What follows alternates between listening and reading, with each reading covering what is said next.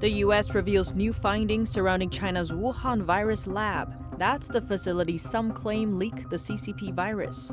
Leaked documents found by one outlet claim Canada may have helped Beijing cover up the pandemic. The Director of National Intelligence says China did interfere in the 2020 election. The statement comes just days before Biden's inauguration.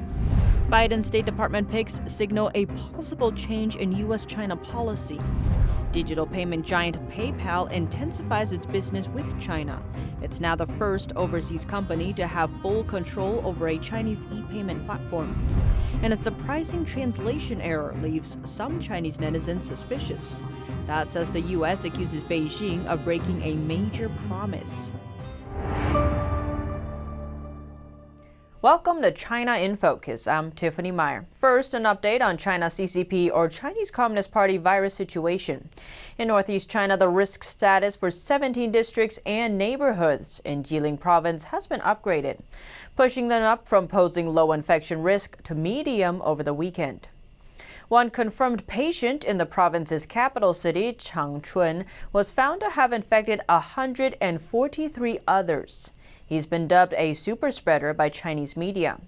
Before his diagnosis, he frequently traveled to and from Jilin province to Heilongjiang, a neighboring province. That's due to his involvement in marketing and promotional activities for middle-aged and elderly people. He was diagnosed with the virus early last week. Over the weekend, Jilin Province's Health Commission announced the man had caused 143 other infections, including 62 asymptomatic cases.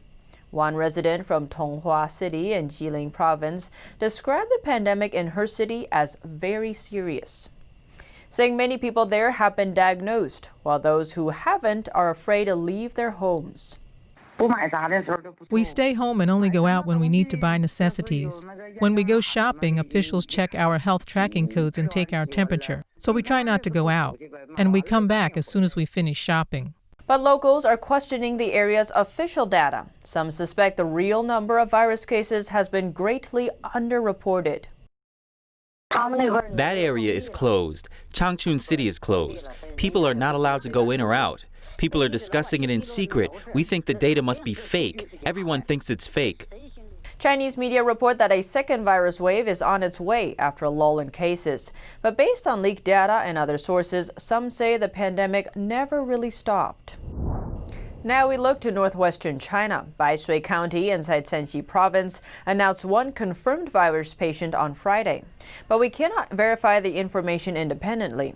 That same day, officials announced a sudden lockdown encompassing the entire county and its 300,000 residents. People there are prohibited from spending non-essential time outside, visiting family and friends, and publicly gathering. Vehicles are also blocked from coming in or leaving the county. It's currently unknown how long the ban is set to last. The sudden strict measures have prompted a wave of local panic buying, which has sent prices soaring. Local resident Mr. Lei, who lives nearby the county, told us life outside the area has also been impacted. He says vegetable prices have shot up, some to 3 times their original price. Even basic flour is now selling for 11 times its standard price.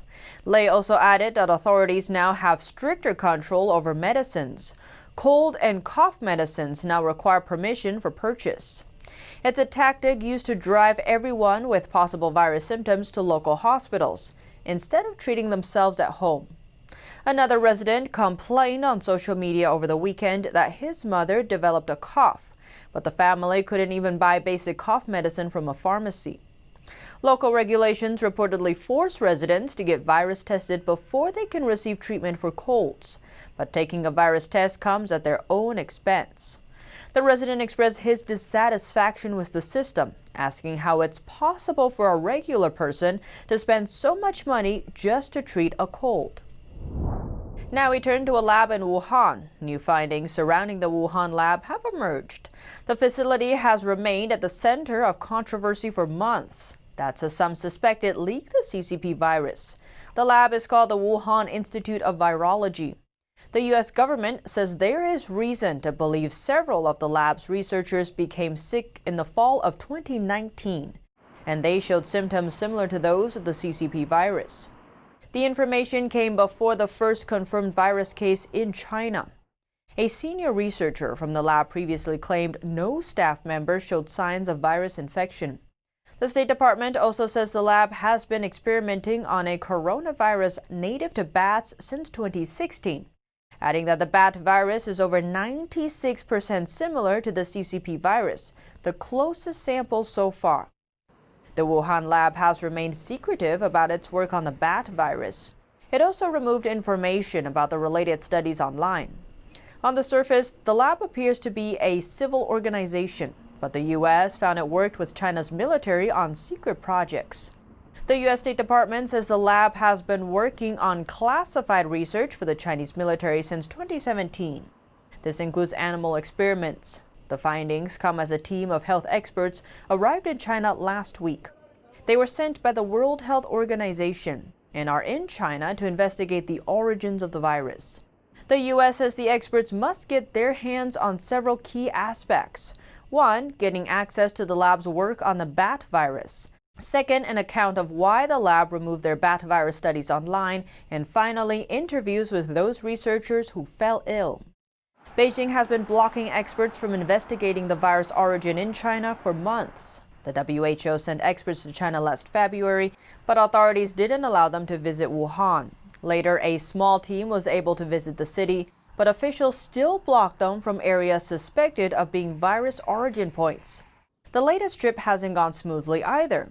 After 2 WHO experts left for China, they learned that Chinese officials hadn't approved their visas. This despite China having agreed to their visit. China later approved their entry, but some are concerned that experts' visits could be heavily controlled. Beijing isn't taking these new U.S. findings lightly. The State Department released the findings as part of a fact sheet on Monday. A spokesperson for Beijing called the document, quote, another lie sheet produced by the U.S. She also refers to Secretary of State Mike Pompeo as Mr. Lies and describes the findings as Pompeo's madness. The spokeswoman says Beijing is working with the World Health Organization's health experts who aim to investigate the origins of the virus. Beijing has been pushing the narrative that other countries brought the virus to China instead. Earlier this month, Foreign Minister Wang Yi said new research suggests the pandemic was caused by outbreaks in various regions around the world. At one time, Chinese diplomats even tried to accuse the U.S. military of bringing the virus to Wuhan. Chinese state media also previously tried blaming Italy. Possible new evidence reveals that Canada may have covered up the pandemic even before the first case was officially announced in China. NTD's Don Ma has more on the story. A leaked document shows that Canada may have assisted the Chinese Communist Party in covering up the pandemic back in its early critical stages. Canadian officials potentially withheld information that could have prevented the outbreak. The report comes on the heels of a military document obtained by Canadian news outlet Rebel News. It says the Canadian government likely knew about the existence of the CCP virus as early as October 2019. That's months before China started reporting virus cases and weeks before the first ever confirmed virus patient. This information would contradict the Chinese regime's narrative about the pandemic's timeline. However, Canadian Prime Minister Justin Trudeau chose not to publicly release the information. The document is written by the advisor to Trudeau's National Defense Minister, dated January 2020. It's titled Exposure to Coronavirus During the Wuhan Military Games.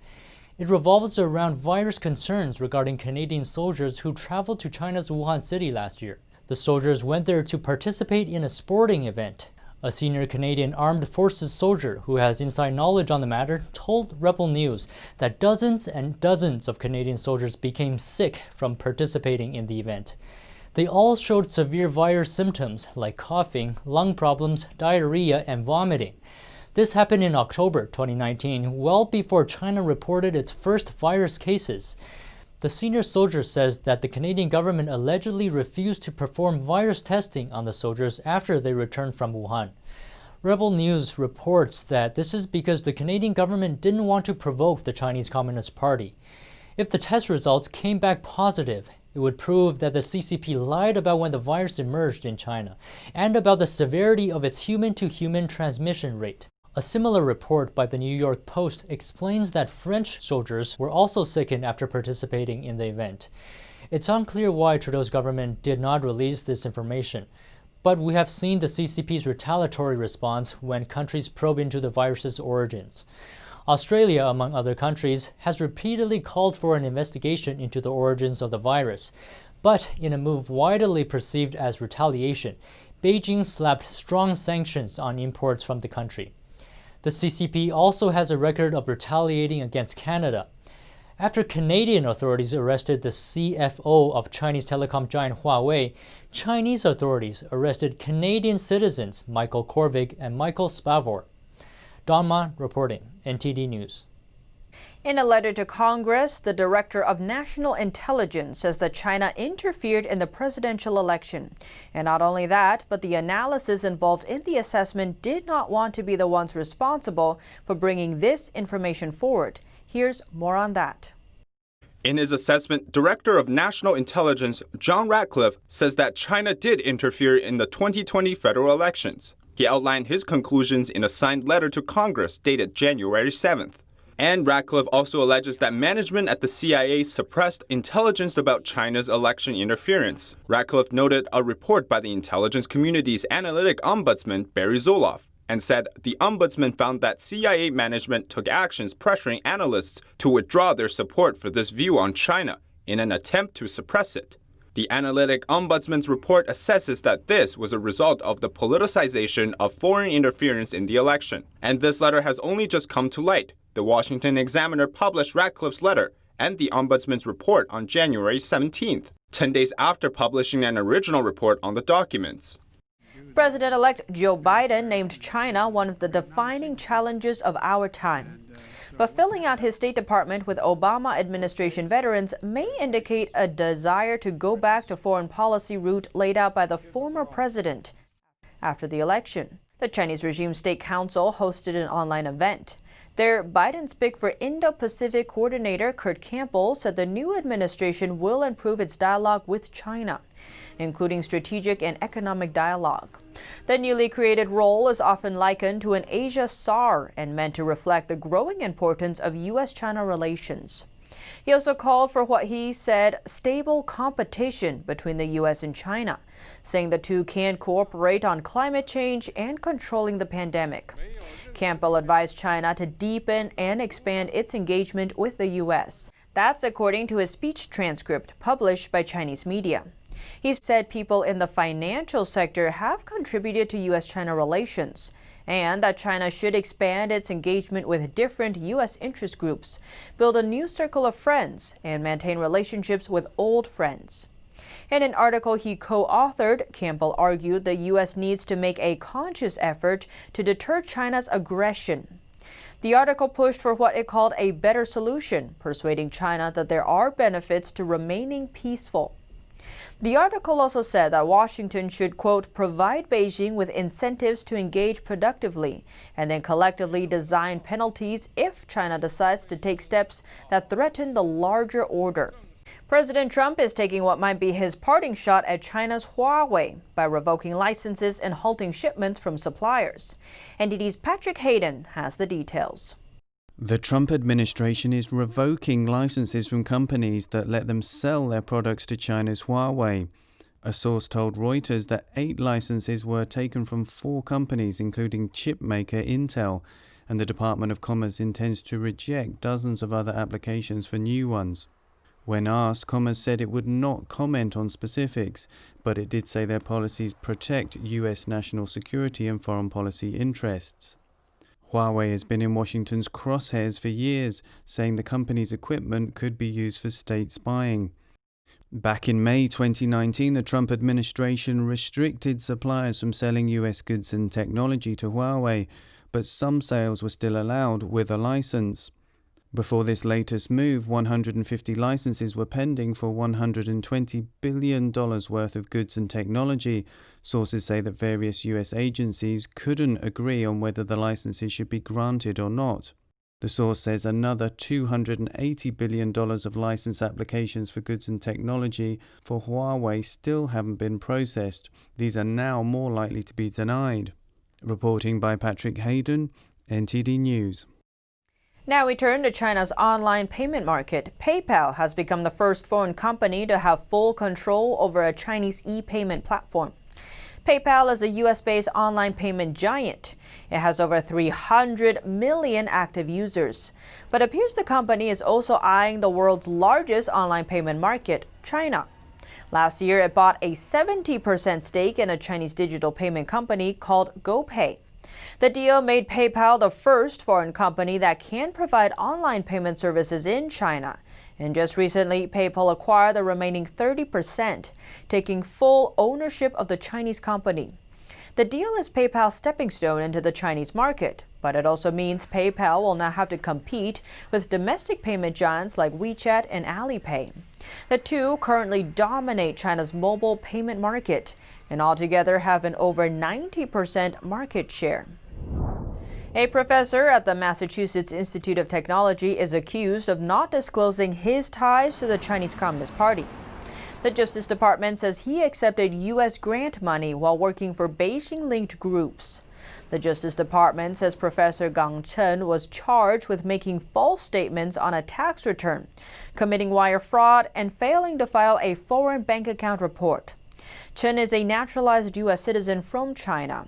He serves as the head of MIT's Pappalardo Micro-Nano Engineering Lab and director of the Solid-State Solar Thermal Energy Conversion Center.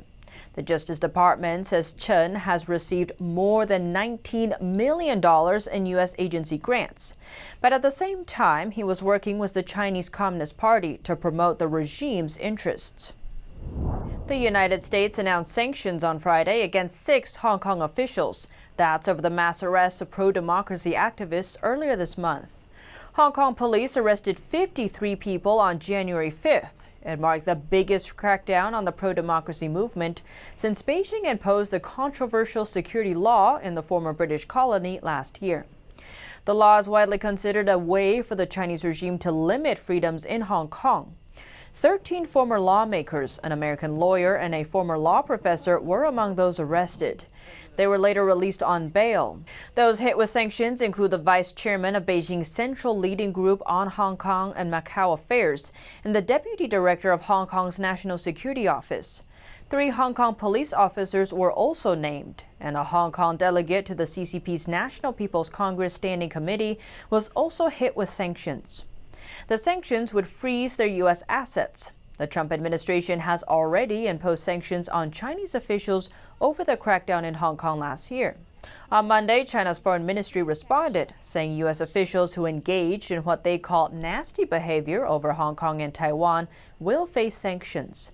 The spokeswoman referred to U.S. sanctions on Hong Kong officials and the Trump administration's recent decision to lift restrictions on exchanges between U.S. and Taiwan officials. Hong Kong security chief says police monitoring of communications can fall under the city's national security law. It would give officers even broader powers of surveillance. Security Chief John Lee says Hong Kong police will follow oversight from the Committee of Safeguarding National Security. He gave few specific details, but said the operations wouldn't follow existing rules, where officers need prior approval. Beijing imposed the national security law on Hong Kong in June. Western governments and human rights groups have voiced concern that the law is being used to crush dissent and freedom. About 100 people have been arrested under the law so far. Some activists have said their phones have been checked or confiscated by authorities. Now we look to a recent tweet from Secretary of State Mike Pompeo. The CCP broke its promise to the people of Hong Kong, says the tweet. But some netizens noticed when they translated the tweet using Google Translate, the Chinese translation reversed its meaning, instead reading China keeps its promise. The same mistake appears if China is changed to Taiwan. But if China is replaced with other countries like the U.S., Canada, or Germany, the Chinese translation comes out correct. Google Translate corrected the error on Monday, but only partly. We ran an experiment to test it. If the translation is set from German to Chinese, it still came out wrong. We typed in, quote, China breaks its promise, but the software translated it as, quote, China keeps its promise instead. The same happened with translations from Spanish and Korean to Chinese. It's not the first time Google Translate has produced this kind of error. During the height of Hong Kong's pro-democracy movement in 2019, some netizens tried to translate the phrase, "so sad to see Hong Kong become China," from English to Chinese.